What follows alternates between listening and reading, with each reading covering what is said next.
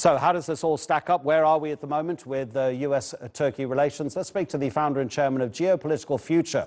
I'm glad to say George Friedman joins me now. He is attending the Visionary 2019 Summit right here in Istanbul. Mr. Friedman, thank you so much indeed for your time. What do you say to observers who believe that rarely, if ever, have relations between Turkey and the US been worse?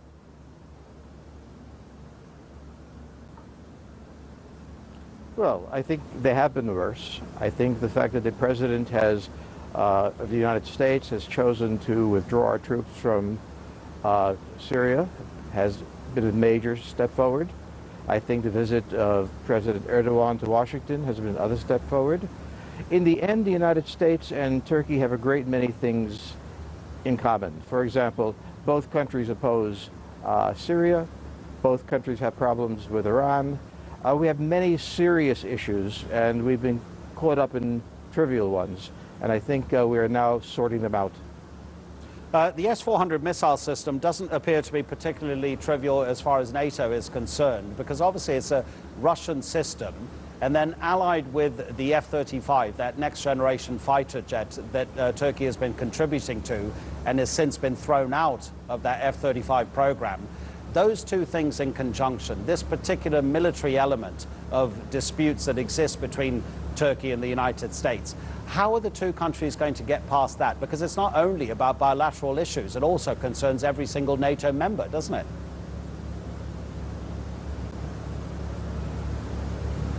Well, essentially it is a question of an anti-air missile.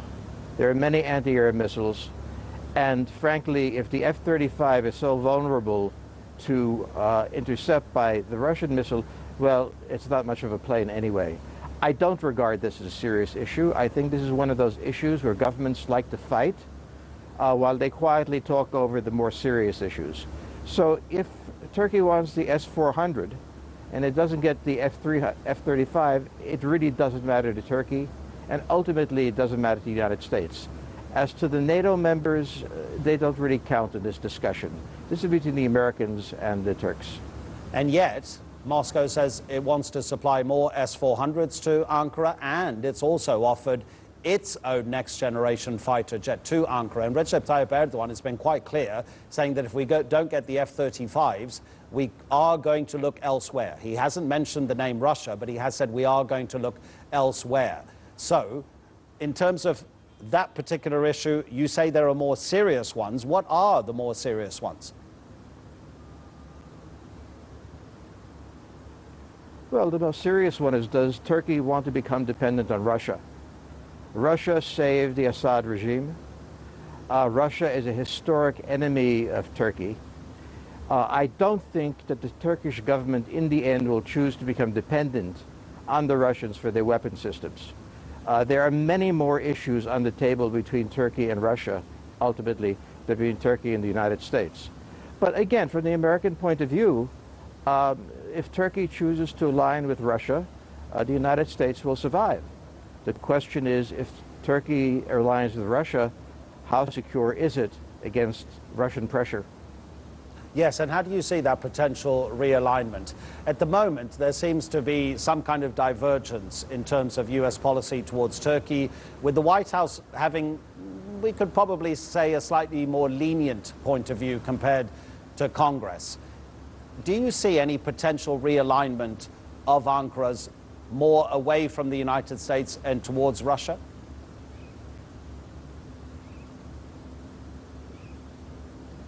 Well, I mean, it would be enormously dangerous for the Turks, who face the Russians across the Black Sea, who face the Russians in Syria, who face the Russians aligned with the Iranians, to throw their lot in with the Russians. And they're not going to do that. They are going to talk about it, they're going to threaten it, but they really can't do it. There's a reason that the American-Turkish relationship has lasted this long, really since World War II. It is because the United States has no overriding interest in this region. Russia lives in this region. It can't let go. So Turkey needs an ally who is willing to counterbalance the Russians. I cannot imagine a circumstance under which Turkey will decide to become a dependency of the Russians on military hardware. That's simply too dangerous for Turkey. George, what's your opinion about the U.S. alliance with the YPG terror group, which was started by former President Barack Obama?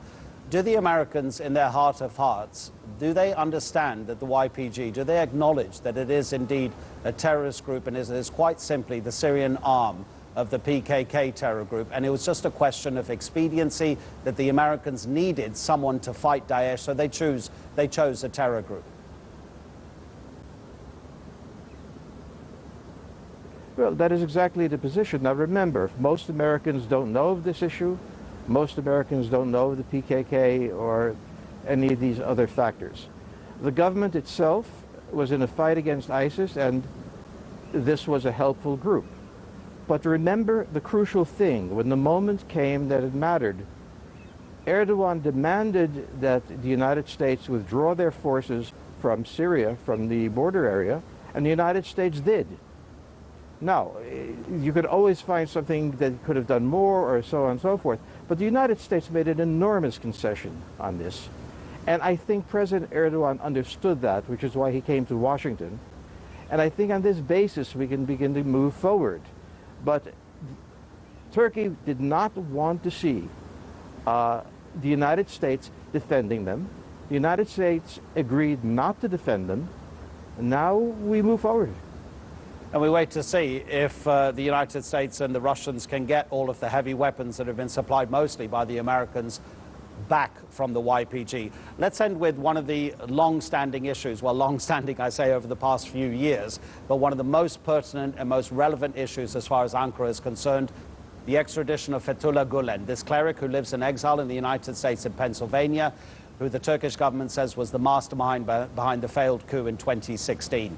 It's been taking a long time. The Turks say that they have given literally dozens and dozens of boxes of evidence to the Americans, but it hasn't happened yet. Rudy Giuliani has said, Trump's personal lawyer, to have been pressurizing Donald Trump to actually get that extradition to take place. It's taken a long time. Do you think it's ever going to happen? Donald Trump does not decide who is extradited. He has no power over this matter. He's only the president. This is a matter that's handled in the American courts. It doesn't matter what Congress thinks. It doesn't matter what the president thinks. Turkey must understand, as the United States must understand, that Turkey is not the United States, that the United States is not Turkey. The president cannot make this decision. So it has to be submitted in such a way that it would stand in the courts. Now, of course, Turkey has excellent lawyers in the United States they've hired, and they've told them that, and there's a process to be followed. And whether or not Gulen is guilty or not, it does not interest me. He should then be extradited, but there is a process, and no matter how long you talk to the President of the United States, it's out of his hands. George, thank you so much indeed. Really appreciate your spending some time with us on TRT World. That is George Friedman, and we hope you enjoy your stay in this lovely city.